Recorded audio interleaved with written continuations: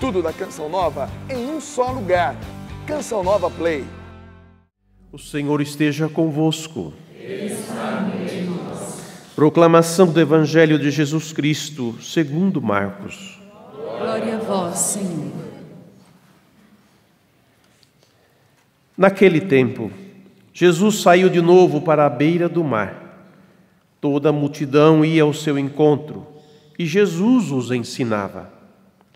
Enquanto passava, Jesus viu Levi, o filho de Alfeu, sentado na coletoria de impostos, e disse-lhe: "Segue-me."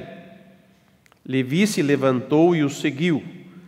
E aconteceu que, estando à mesa na casa de Levi, muitos cobradores de impostos e pecadores também estavam à mesa com Jesus e seus discípulos. Com efeito, eram muitos os que o seguiam. Alguns doutores da lei, que eram fariseus, viram que Jesus estava comendo com pecadores e cobradores de impostos. Então eles perguntaram aos discípulos: "Por que ele come com os cobradores de impostos e pecadores?"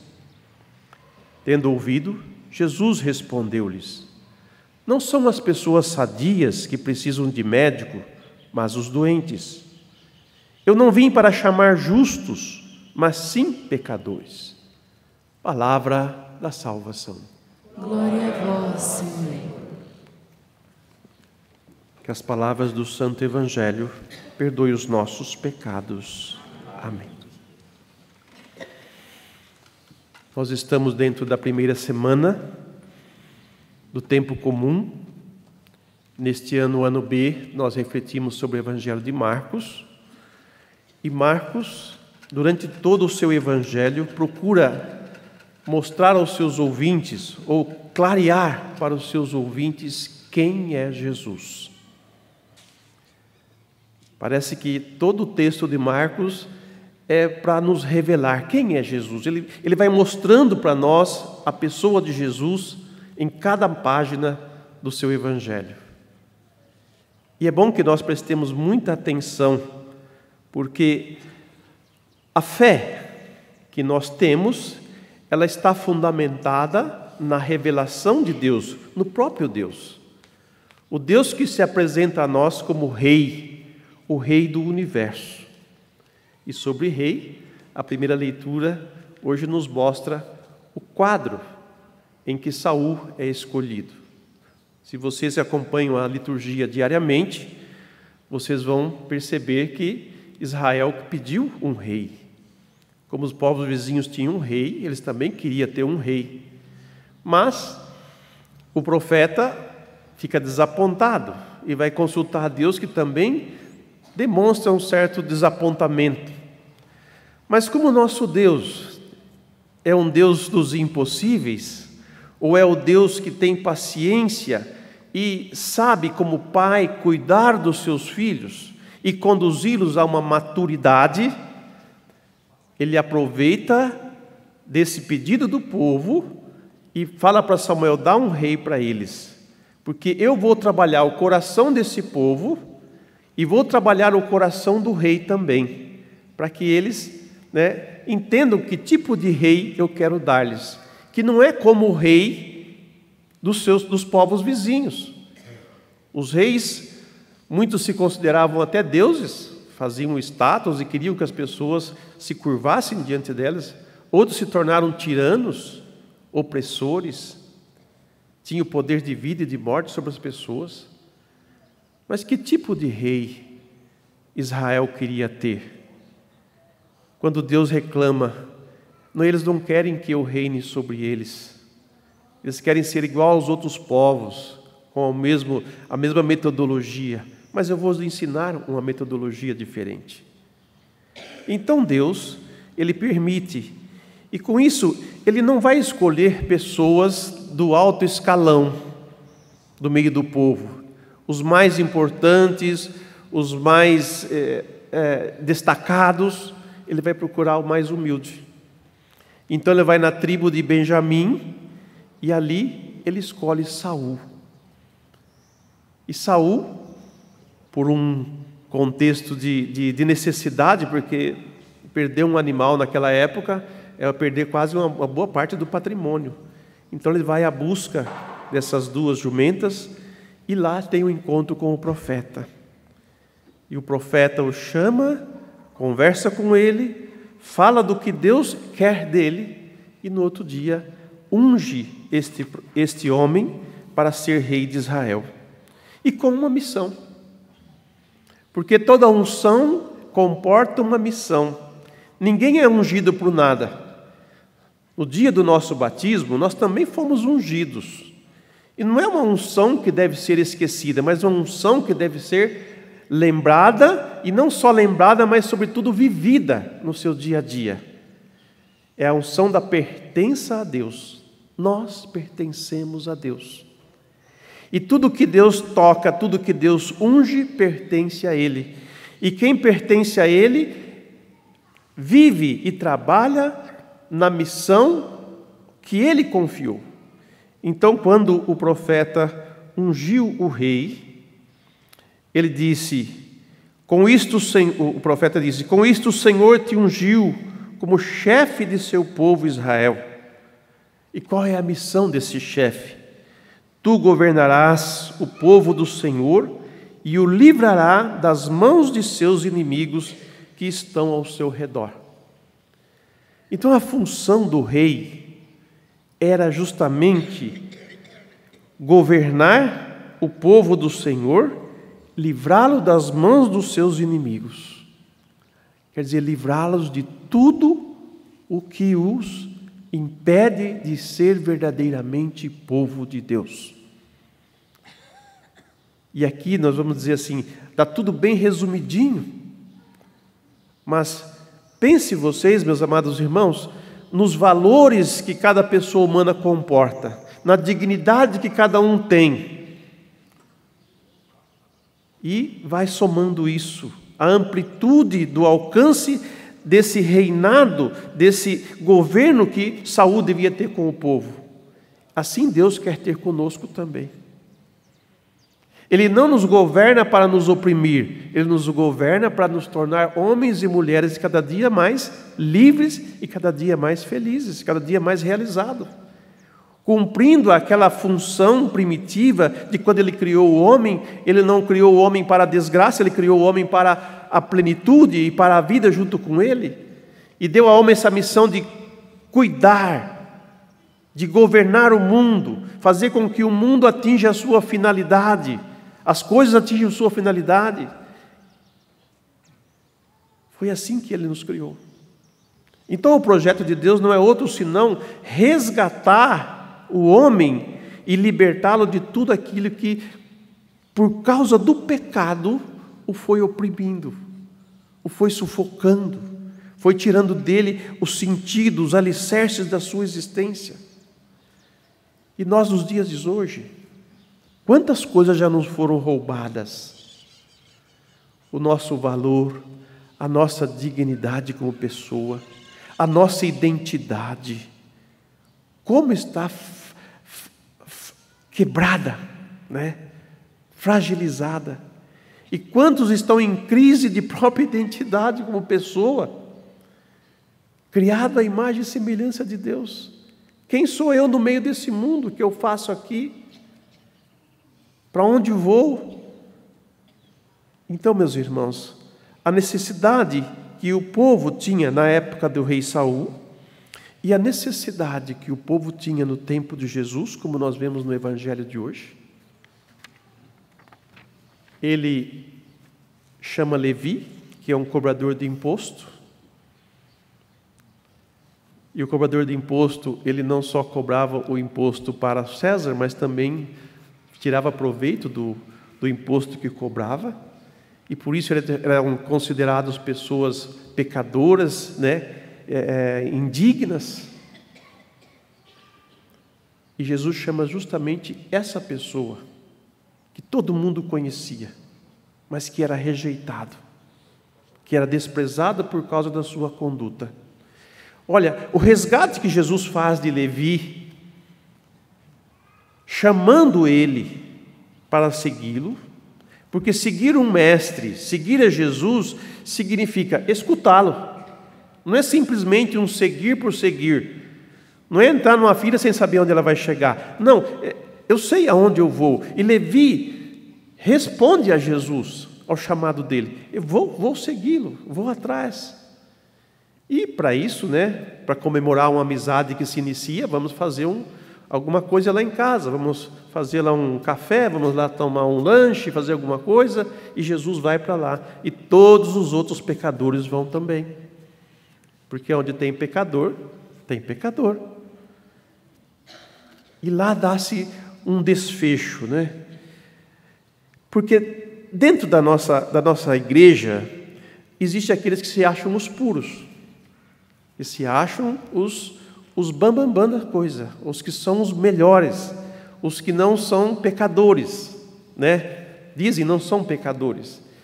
Então, há uma certa exclusão ou uma certa separação. Não, esse lado aqui é pecador, esse aqui não é pecador, eu não me misturo com esta gente, eu não me aproximo deles, não como com eles, porque comer com eles significava compactuar com a vida deles, com o modo de pecador deles viverem. E Jesus faz isso, e por isso vão chamar ele também de pecador, porque ele se junta aos pecadores. Mas qual é a diferença da presença de Jesus no meio deles e da vida deles depois desse encontro com Jesus? Muitos continuaram sendo pecadores, mas muitos acolheram a proposta de Jesus. E por isso começaram a um trabalho de modificação do seu coração, do seu modo de entender as coisas, do seu modo de entender a vida. Porque o pecador entende a vida como o pecado é uma coisa normal, todo mundo faz, não tem problema, senão eu não sobrevivo. Não é assim que muitos dizem? Não, pode continuar pecando, porque nós somos pecador mesmo, Vamos aceitar isso e vamos continuar no pecado. Até hoje em dia, existem algumas linguagens que pensam assim: bom, sabe que o pecado é uma coisa normal, então o pecado não é mais crime, o pecado não é mais culpado.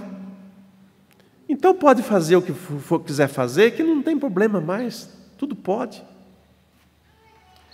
Tanto que se criou essa mentalidade de que tudo pode, de que tudo é permitido, de que hoje não é mais crime, não é mais pecado.